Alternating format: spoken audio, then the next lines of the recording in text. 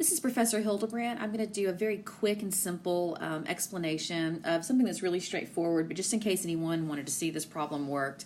This comes out of Chapter 6 from the textbook, and here I'm just going to show you how to calculate a very basic price index. So we calculate a price index when we have the price of a good, it could be a loaf of bread, the price this year, and we're comparing it to the price last year to get a price index.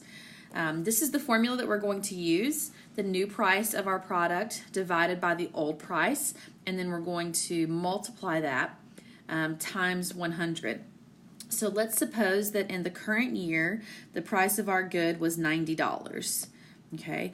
But last year, the price of our good was only $80. So we're going to have 90 over 80 times 100.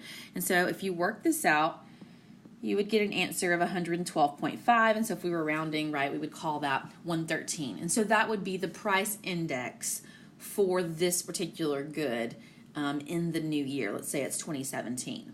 Okay, we're going to build on this. I've got 2 more videos that I will encourage you to watch also.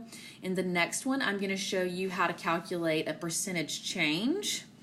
Okay, and so a percentage change formula is going to help you figure out how much inflation you have when we go from one price index. So I'm actually going to give you the price index.